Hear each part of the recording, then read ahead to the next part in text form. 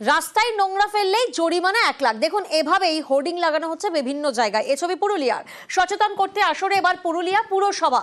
পুরুলিয়া শহর জুড়ে সচেতনতার এই বোর্ড, যেখানে সেখানে নোংরা ফেললেই জরিমানা করা হবে। পুরুলিয়া শহরের 25 জায়গায় সচেতনতার বোর্ড।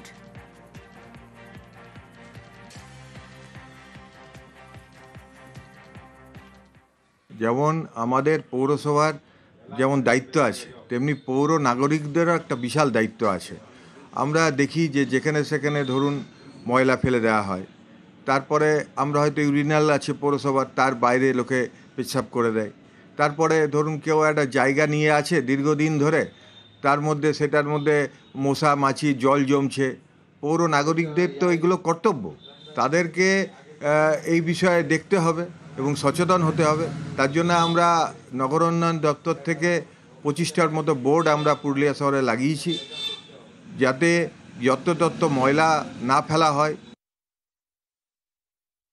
না, এটা ফাইনটা না করলেও তখন আমাদের তো ভয় আসবে।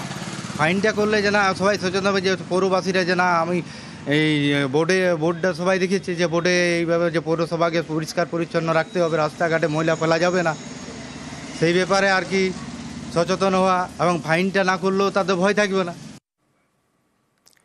মাস দুয়েক আগে বর্ষায় ভয়ঙ্কর শিলাবতী, জলের তোড়ে ভেঙে যায় কাঠের সেতু। তখন থেকেই দুপারের বাসিন্দাদের যোগাযোগ কার্যত বিচ্ছিন্ন। আর এই সমস্যা মেটাতে নতুন কাঠের সেতু তৈরি করেছে চন্দ্রকোনা 2 নম্বর ব্লক প্রশাসন।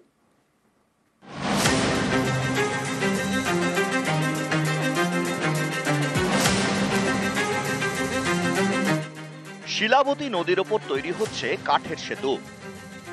দ্রুত কাজ শেষের অপেক্ষায় নদী পাড়ের বাসিন্দারা। পশ্চিম মেদিনীপুরের চন্দ্রকোনা 2 নম্বর ব্লকে বান্দিপুর 1 নম্বর গ্রাম পঞ্চায়েত।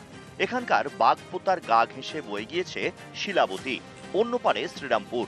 যাতায়াতের জন্য বড় ভরসা কাঠের সেতু। এই এলাকায় সবচেয়ে কাছে বাগপোতা হাই স্কুল, বড়বাজার ক্ষীরপাই। তাই নদীর অন্য পারে শ্রীরামপুর সহ আশপাশের বেশ কয়েকটি গ্রামের বাসিন্দাদের প্রতিদিন কাঠের সেতু পারাপার করতেই হয়। মাস দুয়েক আগে এ পথেই বিপত্তি। প্রবল বর্ষায় তখন শিলাবতী ফুঁসছে, জলের তোড়ে ভেঙে যায় কাঠের সেতু, দুপারের মধ্যে যোগাযোগ বিচ্ছিন্ন হয়ে যায়। সমস্যায় পড়ে বাগপোতা হাই স্কুলের পড়ুয়ারা। এরই মধ্যে চলে ঝুঁকির নদী পারাপার। এই সমস্যা মেটাতে উদ্যোগ নেয় চন্দ্রকোনা 2 নম্বর ব্লক প্রশাসন। সেই মতো নতুন কাঠের সেতু তৈরির কাজ শুরু হয়েছে। বরাদ্দ করা হয়েছে 15 লক্ষ টাকা। সমস্যা গোটাটাই, ওপারের লোক এদিকে চাষবাস হয়, তারা আসতে পারেনি, স্কুলের পড়ুয়ারা আসতে পারেনি, আমরা তো বেরোতেই পারিনি। ছোট ডিঙি করে কোনো রকমে যাতায়াত হতো, যাতায়াতে প্রচুর সমস্যা। এখন এই কাজ শুরু হয়েছে, বিডিও সাহেবের উদ্যোগে কাজ শুরু হয়েছে। গ্রামের মানুষ খুবই খুশি, আমরা অত্যন্ত খুশি।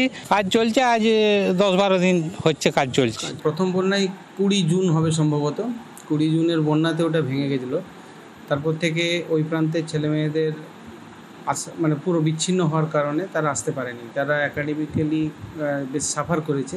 এমতো অবস্থায় বিডিও সাহেব আমাদেরকে কথা দিয়েছিলেন যে তিনি ব্রিজটা যত তাড়াতাড়ি পারবেন রিপেয়ার করে দেবেন, যাতে স্কুলের বাচ্চাদের কোনো অসুবিধে না হয়। এটা শুরু হয়েছে, আমরা অত্যন্ত খুশি। বাগপোতা ব্রিজটা বিগত বন্যাতে ভেঙে গেছিলো। বাগপোতা হাই স্কুলের স্টুডেন্ট এবং আশপাশের গ্রামের মানুষদের চলাচলের খুব অসুবিধা হচ্ছিল। আমরা খুব তাড়াতাড়ি কাজটা ওদের কথা দিয়ে এসেছিলাম যে খুব তাড়াতাড়ি আমরা কাজটা শুরু করে দেবো। টেন্ডার করেছি, টেন্ডার করে কাজ শুরু হয়ে গেছে। আশা করা যায় 15 থেকে 20 দিনের মধ্যে আমরা ব্রিজটা কমপ্লিট করে দিতে পারবো, যাতে করে বাগপোতা হাই স্কুলের স্টুডেন্ট এবং আশেপাশের মানুষদের চলাচলের সুবিধা। ব্রিজটা একদম নতুন করে আমরা তৈরি করছি চন্দ্রকোনা 2 পঞ্চায়েত সমিতিতে। চন্দ্রকোনা থেকে সুকান্ত চক্রবর্তী, নিউজ 18 বাংলা।